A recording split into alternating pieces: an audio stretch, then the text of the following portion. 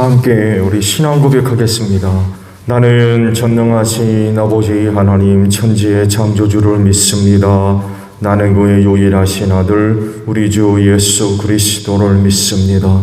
그는 성령으로 잉태되어 동정녀 마리아에게서 나시고 본디오 빌라도에게 고난을 받아 십자가에 못 박혀 죽으시고 장사된 지 사흘 만에 죽은 자 가운데서 다시 살아나셨으며 하늘에 오르시어 전능하신 아버지 하나님 우편에 앉아 계시다가 거기로부터 살아있는 자와 죽은 자를 심판하러 오십니다.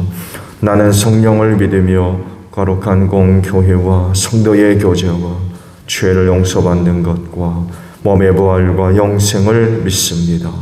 아멘. 찬송가 95장 부르시죠.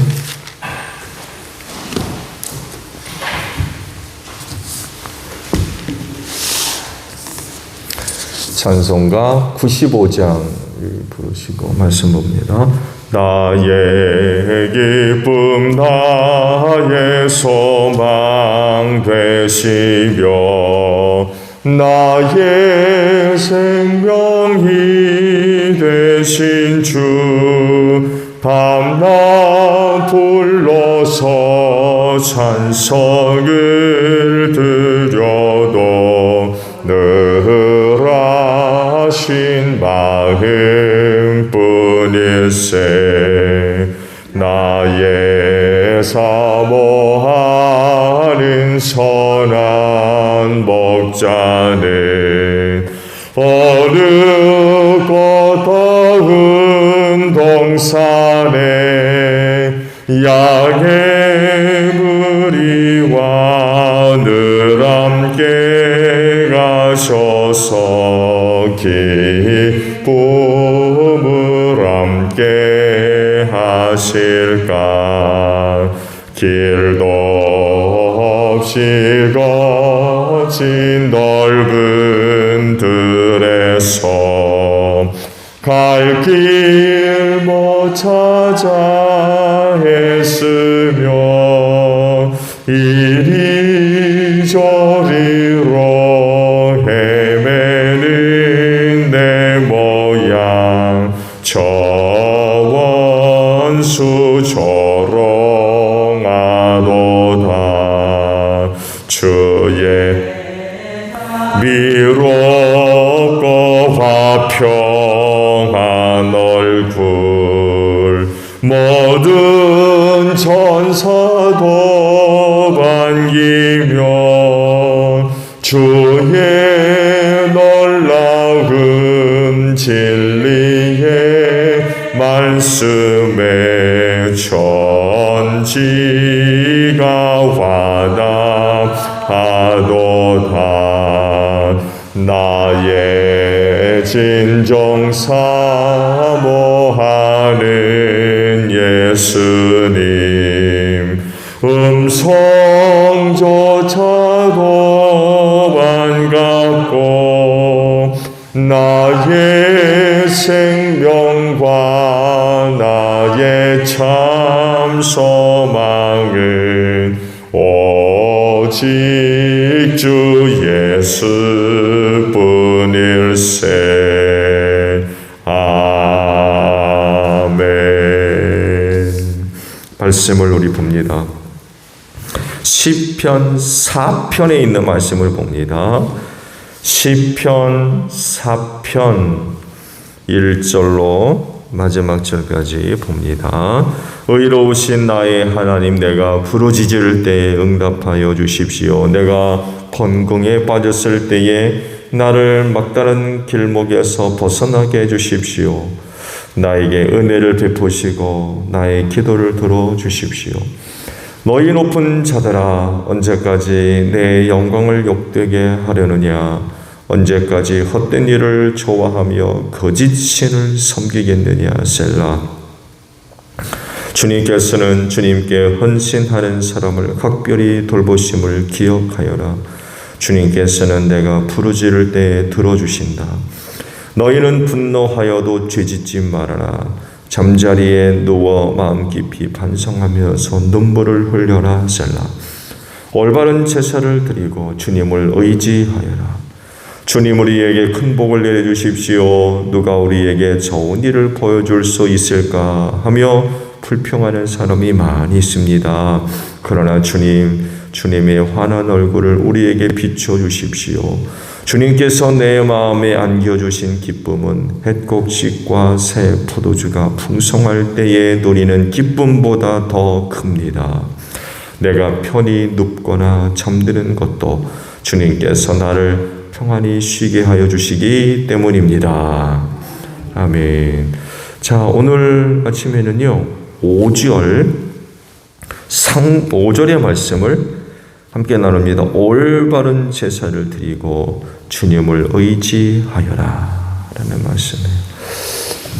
이 말씀과도 같이 올바른 예배를 하나님께 드리시기 바랍니다.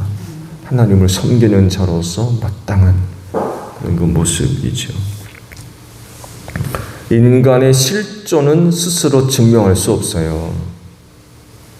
가능하지 않습니다. 반드시 다른 것들의 도움과 어떤 능력들을 절실히 필요로 해요. 하나님은 스스로 있는 자라고 그러셨죠. 스스로 존재하는 분이기 때문에 다른 어떤 것에 도움을 빌리지 않습니다.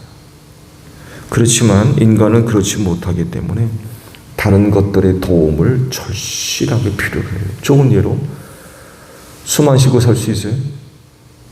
공기 필요해요. 지금 당장 공기 없어지면 3분도 못 버틸 거예요. 물 안 마시고 어떻게 살아요? 음식 안 먹고 어떻게 살고? 해 없이 어떻게 삽니까? 의식주 문제 없이는 인간은 하루도 살 수 없어요. 이런 것 없으면 죽어야 돼요, 곧바로. 그리고 여기에 빠지지 않고 등장하는 것이 하나님입니다. 하나님 없이 인간은 살 수 없어요. 근데 애석하게도 이걸 많은 사람들이 모르죠.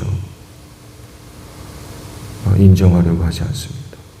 그러나 인간은 하나님 없이 살 수 없어요. 하나님 없는 인간, 하나님과의 관계가 단절된 인간은 멸망할 수밖에 없습니다. 그러나 그럼에도 불구하고 하나님과의 관계가 무너졌죠. 죄 때문에 그렇습니다. 그래서 이 부분에 대해서 성경이 하시는 말씀이 하나님과 원수됐다 라고 표현을 하고 계십니다. 이렇게 하나님과의 관계가 단절되게 되면 인간은 필히 멸망할 수밖에 없습니다. 애석한 일이죠. 그래서 멸망할 수밖에 없는 인간이 구원을 얻으려면 무엇보다도 하나님과의 관계 회복이 꼭 필요합니다. 하나님과의 관계가 회복되지 않으면 살 수 없어요. 근데 참 감사하게도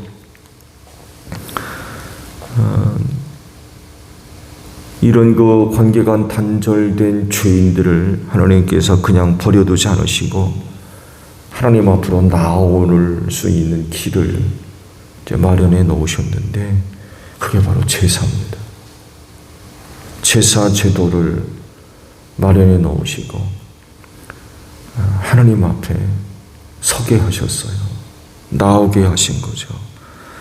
그래서 하나님은 그 제사를 통하여서 인간들을 만나시고 그 인간들과 관계를 이제 갖게 하신 거죠. 관계를 회복시키시고 또 새롭게 하시는 그런 그 은혜가 제사 제도를 통하여서 가능하게 했어요. 그 제사 제도를 통하여서 멀어졌던 하나님과의 관계를 이제 가깝게 만드는 거죠.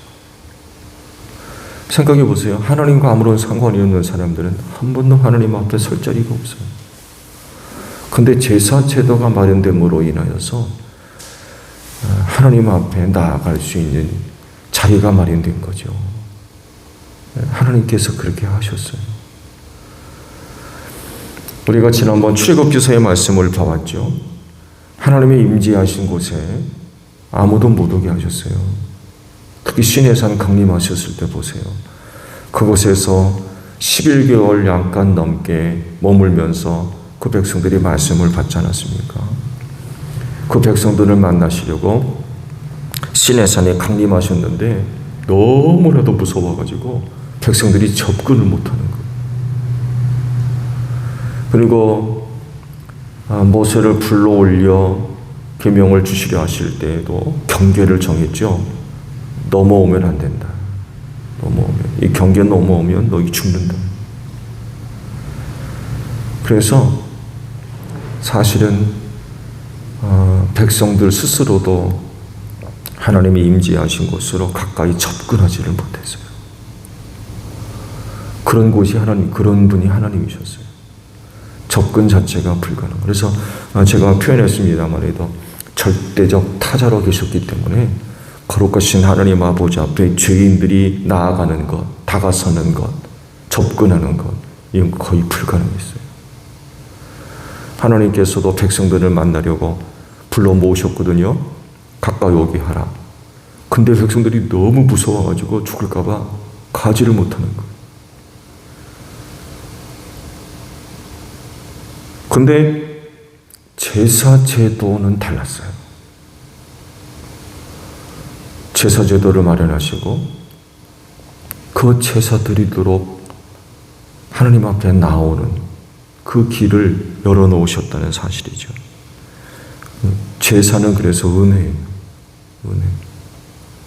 죄인이 하나님 앞에 나아갈 수 있는 통로로서 은혜입니다. 은혜. 그래서 문제가 있는데 이런 제사를 파괴하는 행위들이 있어요. 하나님과의 관계에 있어서 이 제사가 굉장히 중요한 위치를 차지하는데 문제는 이 제사를 파괴하는, 무너뜨리는 그런 모습들이 있다는 거죠. 대표적으로 하나님께서 제정해 놓으신 제사 방법을 따르지를 않아요. 임의대로 마음대로 드리는 거죠. 좋은 예로 사울왕을 들 수 있죠. 블레셋과의 전투에서 불리해지니까 백성들이 막 뿔뿔이 흩어지거든요. 이걸 막을 방법이 뭐 있나 하다 보니까 제사였어요. 제사는 제사장이 드리는 거죠. 왕이 드리는 게 아니에요. 이렇게 자기 임의대로 자기 마음대로 하고 싶은 대로 하는 거. 이게 바로 제사를 무너뜨리는 그런 그 행위죠. 방법을 따르지 않는 것. 규정하신 대로 해야 되는데 그렇게 하지 않는 것. 이게 바로 제사를 무너뜨리는 행위죠. 하나님이 기뻐하실 수가 없는 것. 또 다른 하나는요.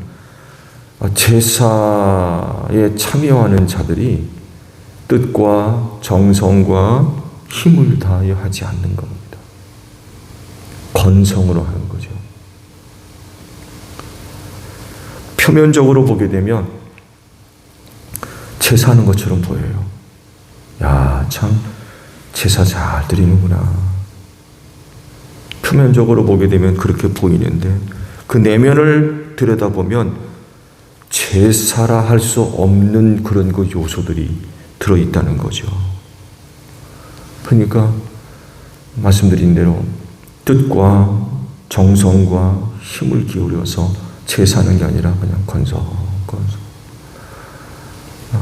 하지 말아야 될 것을 억지로 하는 것처럼 그냥 그런 제사들.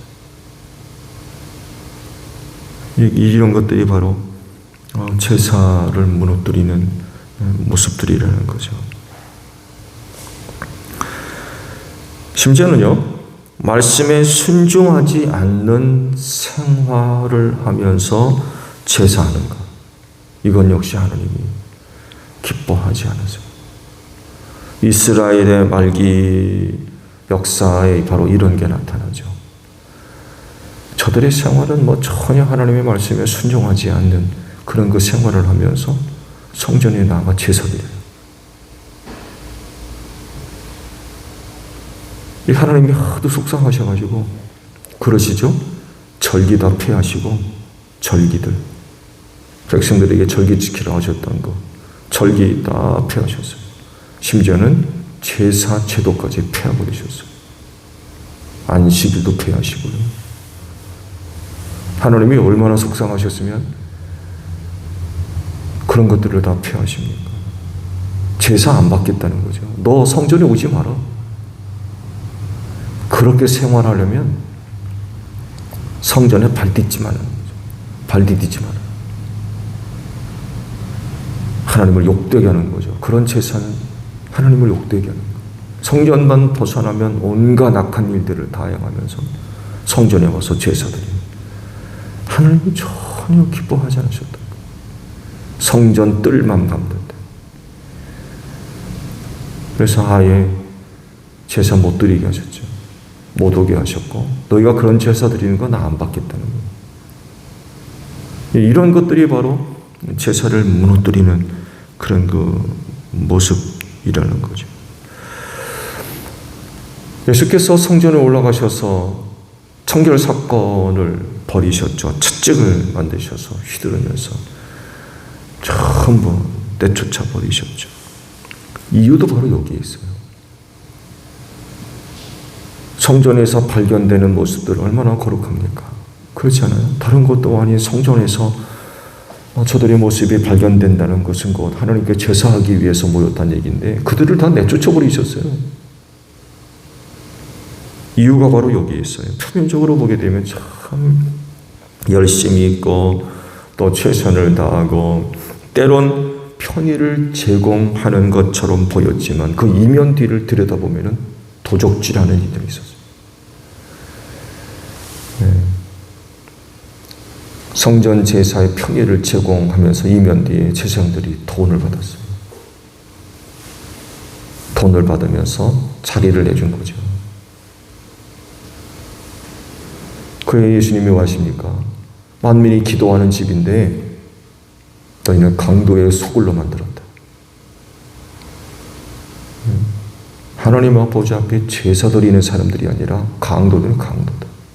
강도짓하고 있다는 거예요. 표면적으로 보게 되면 다 좋아 보이는데 그러나 이면 뒤에 숨겨진 것들이 있어서 강도짓하고 있었다는 거죠. 이런 짓을 안 받겠다는 거죠. 아무런 쓸모가 없다는 거예요. 전부 채찍을 휘두르시면서 내쫓아버리셨죠. 하나님을 섬기는 사람들에게 있어서 그 제사는 너무나도 중요한 부분을 차지합니다. 야훼 신앙의 노른자에 해당하는 것이기 때문에 그래요. 제사 없는 섬김, 신앙, 사실은 이건 존재할 수가 없어요. 여러분 생각해 보세요. 하나님을 예배하지 않는데 그 야훼 신앙이 있을 수 있어요? 하나님 섬김이 가능합니까? 그렇지 않아요? 그건 불가능합니다.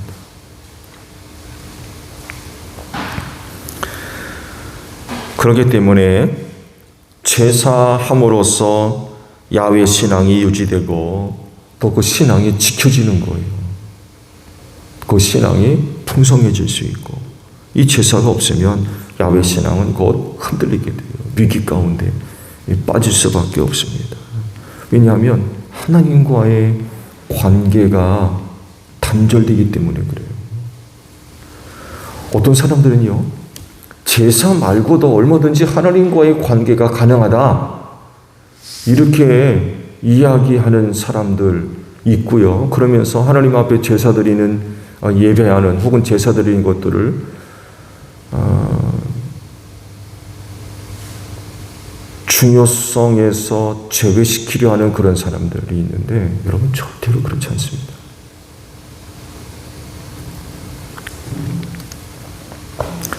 아시듯이 제사는 하나님의 명령이에요. 제사해야 된다는 거예요. 너는 나에게 와서 제사 드리라고 하셨어요. 하나님의 명령입니다. 그렇기 때문에 해도 그만, 안 해도 그만이 아니에요. 하나님을 믿고 섬기는 사람들은 반드시 제사해야 됩니다. 예배 드려야 돼요. 필수적인 요소죠. 그렇게 하나님의 말씀에 순종해서 제사하면 그 제사를 통하여서 하나님께로부터 은혜를 얻는다는 거죠. 알게 모르게 영적으로나 육적으로나 또 심적으로나 받은 은혜가 굉장히 커요.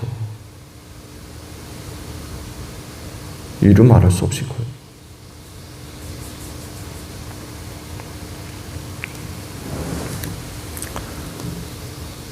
예배를 통하여서 얻는 은혜가 예배자에게 생명이 되고 하나님의 능력이 되며 구원이 된다는 거죠.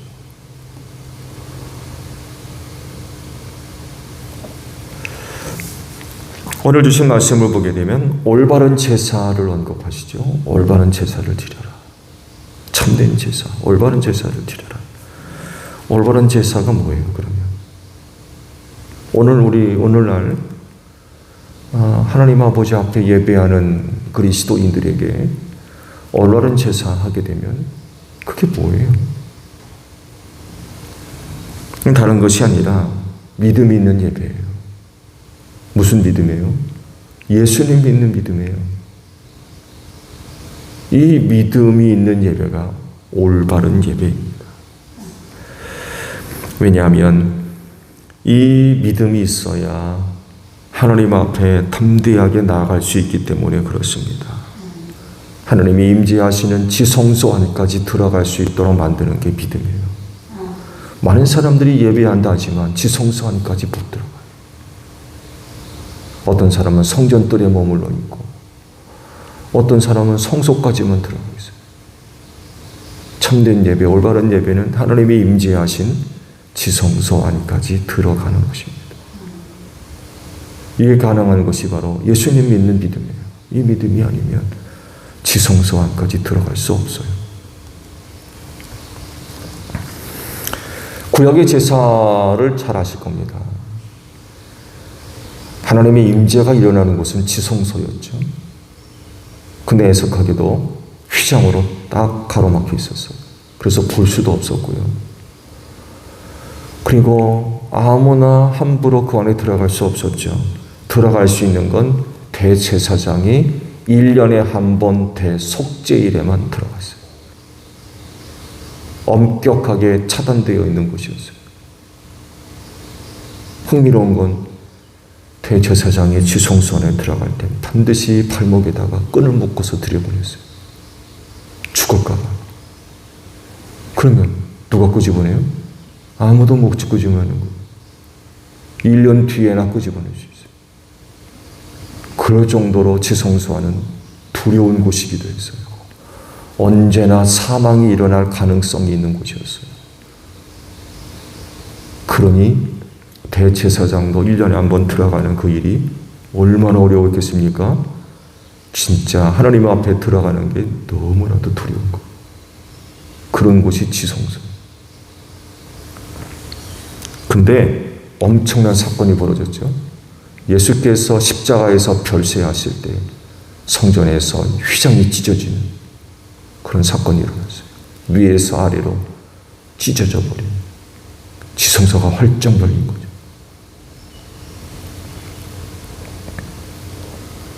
아시듯이 휘장은 커튼이 아닙니다. 카페트, 두꺼운 카페트로 생각하시면 돼요. 적어도 5cm 이상. 사람 손으로 못 찢어요. 칼로도 쉽게 찢어질 수 있는 게 아니에요. 근데 그게 십자가에서 예수님이 별세하셨을 때 찢어지는, 그래서 지성소가 환히 열려지는 이런 사건이 일어났죠. 상징적인 사건이죠. 즉 예수 그리스도의 보혈이 하나님이 임재하시는 지성소 안으로 들어가게 하는, 지성소에 들어가는 문을 활짝 열어 놓으셨다는 상징적인 그런 그 사건이죠. 그동안 사람들은요, 성전 밖 제사 드리는 장소에서 제사 드렸어요. 성소 안까지도 못 들어갔어요. 성소 안까지는 제사장들이 그 안에 들어가서 불을 켜고 떡을 갈고 향을 피우고 할 때나 겨우 들어갔어요. 지성소 안은 뭐 말할 것도 없고요. 매일 제사 드리기 위해서 제사장들이 성소 안까지는 들어갔지만 지성소까지는 못 들어갔어요. 1년에 한 번밖에 못 들어가니까.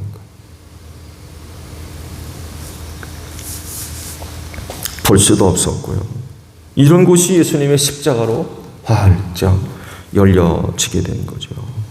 이건 곧 예수를 통하여서 그 안으로 들어갈 수 있게 되었다는 것을 의미하는 그런 그 사건이죠. 그래서 올바른 제사, 올바른 예배는 지성소 안으로 들어가는 것인데 이게 가능한 것이 예수를 믿는 믿음이 있어야 된다는 거예요. 그래야 비로소 지성소 안까지 들어가서 하나님 아버지 앞에 참된 예배를 드릴 수 있다라는 그런 그 사실입니다. 그래서 올바른 예배, 참된 예배는 예수를 믿는 믿음으로 드리는 예배예요. 그렇지 않으면 그 예배는 지성소 안에서 드려질 수가 없어요.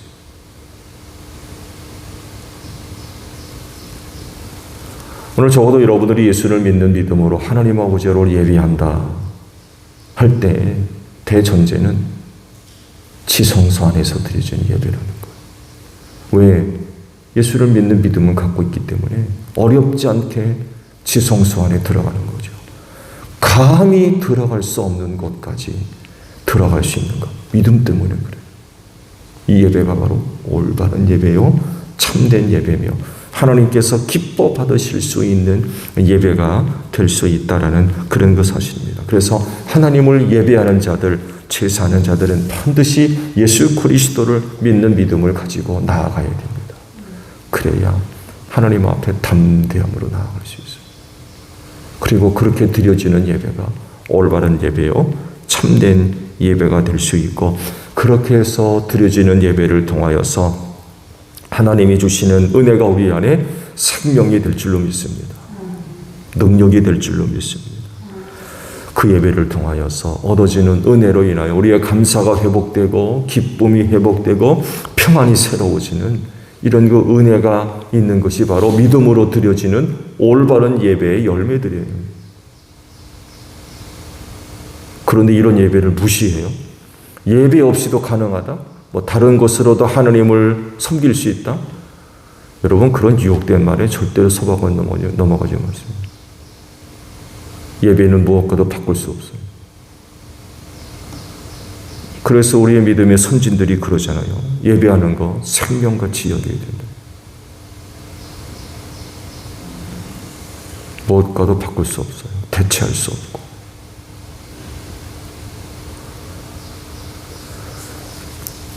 코로나19 때문에 예배 드리는 일이 굉장히 어려워졌죠. 우리는 하나님 아버지 앞에 예배할 때에 최선의 예배를 드려야 됩니다. 최선의 예배. 그렇지 않아요? 하나님 아버지 앞에 예배 드리는 최선으로 드리지 않으면 되겠습니까? 최선의 예배를 드려야 되는데 그게 어려울 때가 있어요. 최선의 예배가 안 될 때가 있어요. 그러면 차선으로 드려야 돼요. 예배. 차선으로. 근데 차선이 안 될 때도 있어요. 그러면 차차선으로도 예배 드려야 돼요. 이런 얘기를 왜 하느냐? 말씀을 드린 대로 예배는 다른 어떤 것으로도 대체할 수가 없기 때문에 그래요. 예배 없는 신앙, 예배 없는 하나님 섬김, 그건 있을 수가 없는 거예요.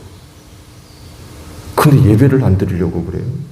다른 곳으로 가능하다고 생각해요. 천만의 말씀.